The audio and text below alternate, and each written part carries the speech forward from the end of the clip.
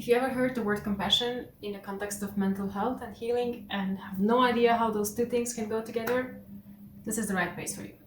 If you kind of understand how compassion plays into mental health and healing, but have no idea where to start with, this is the right place for you. If you're just generally wondering what this spiritually sounding word can give in a mental health context, this is the right place for you. Please stick with me until the end of this video and I will let you know all the ways compassion plays a major role in your mental health.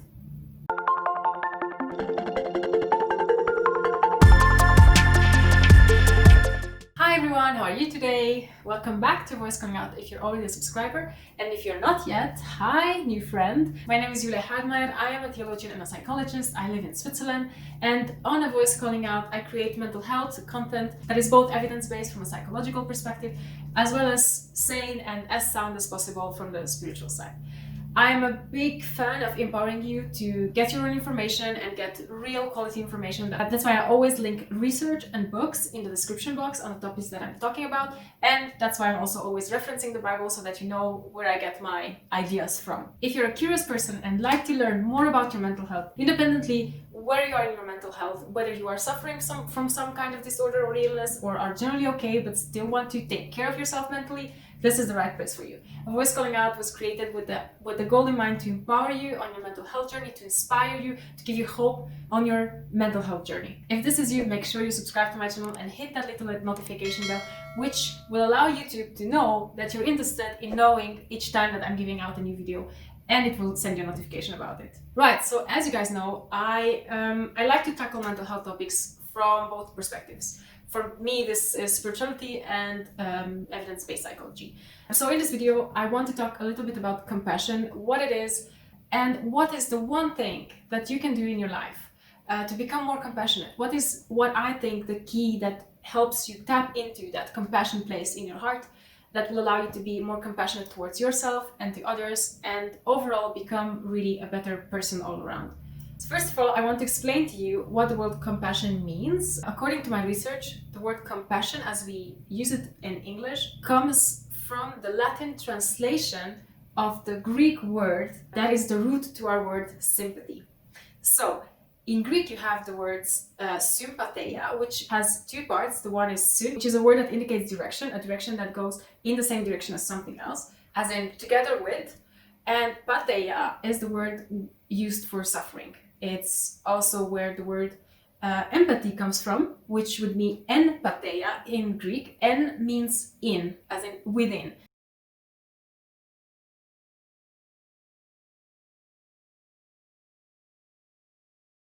So empathy would be suffering as if someone else, as from the within of that of the other person, while sympathy or sympatheia would mean you are suffering together with someone else.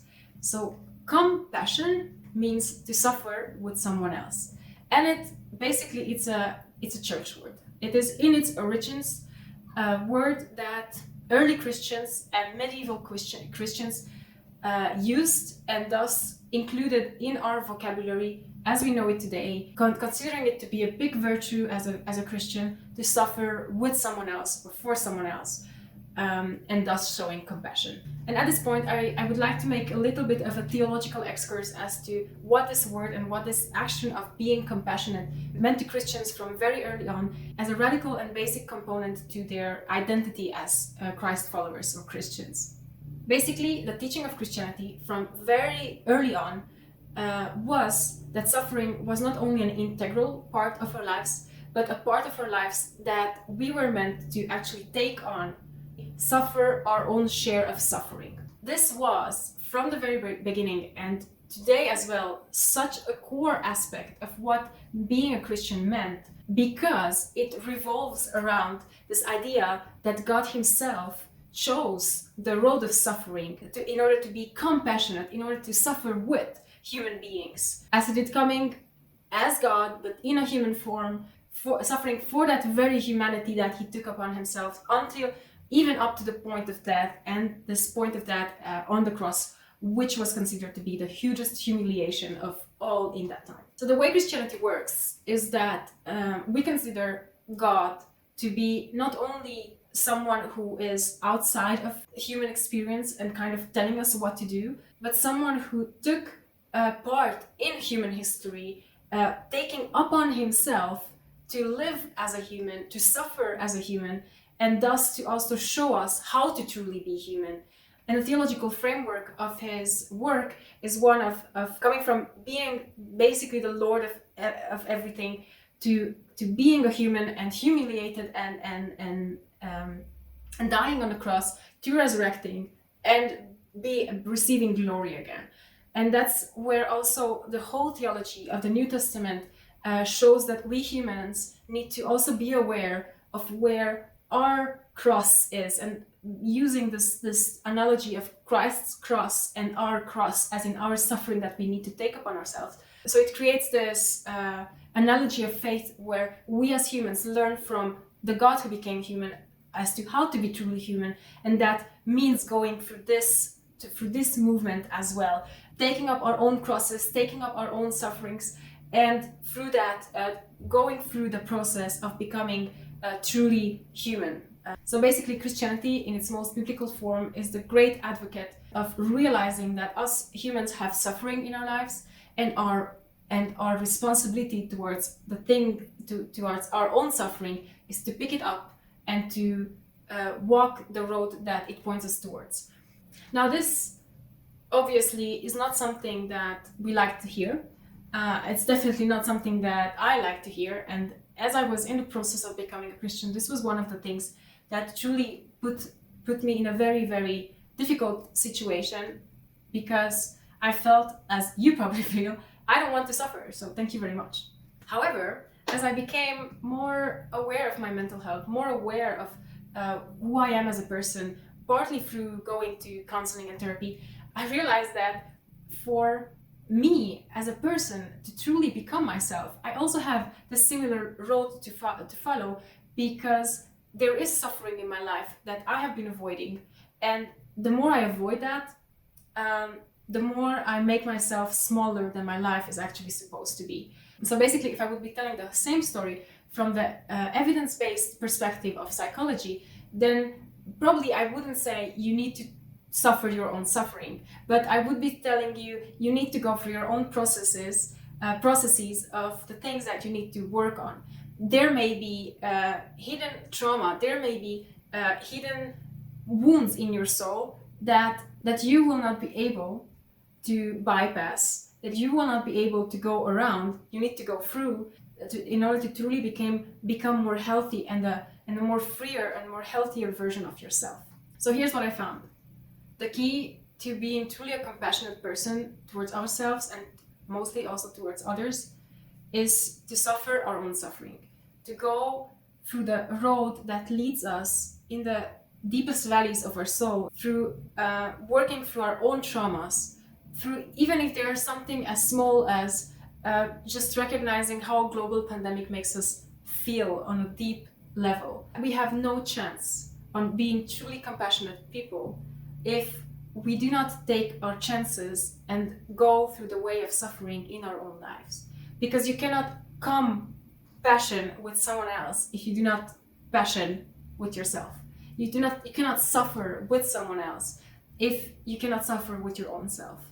And this looks totally differently in every kind of life, right? Some of us have very, very big traumas in our pasts of different kinds. Some of us had the luck to live a relatively trauma-free life. But yet, for all of us, there is suffering in our lives about which we have a choice.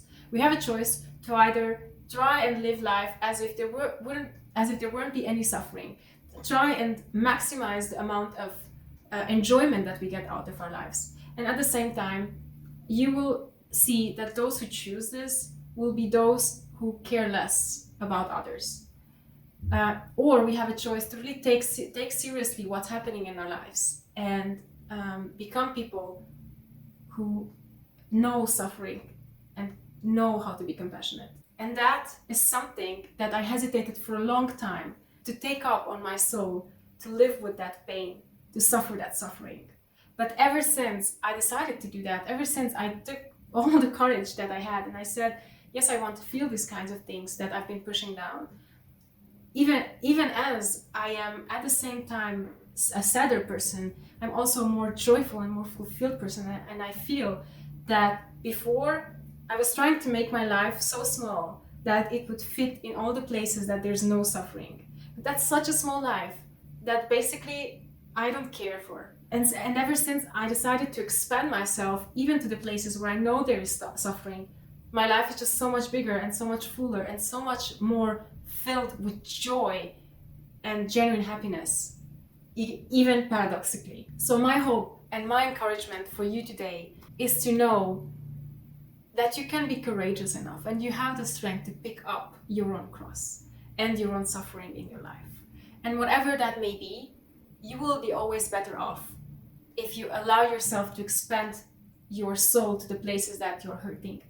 If you will be better for yourself, because the more you allow yourself to feel also not the easiest parts of your life, it will be so much easier for you to be a truly compassionate person in other people's lives. I truly believe that this is how we become social justice advocates. This is how we will want to end modern day slavery. This is how we will become better neighbors, more kinder grocery store goers. This is how we will become better parents, better friends, and better spouses and partners. I hope that for myself, and I truly hope that for you as well, because I think this is how we truly become human. And with the voice calling out, this is my dream, this is my hope, this is what makes me wake up in the morning and want to create these videos for you. So yes, I know these things I'm talking about seem a bit out of the topics that we usually touch when we are talking about mental health. But I think it's just so much part of the process. And I would like to start a conversation about this, an honest one, a vulnerable one, where we can share about the things that really are hard for us, and look for help in those areas. If you want to join me, I will be with my coffee in the comment section waiting for a conversation. And if you felt that a voice calling out is something that really adds value to your life, please don't forget to subscribe, share, like my videos, come to my comments section, engage with me and engage with each other. I would love that. And in any case, I will see you in my next video. And until then, take amazingly great care of yourselves and see you next time. Bye!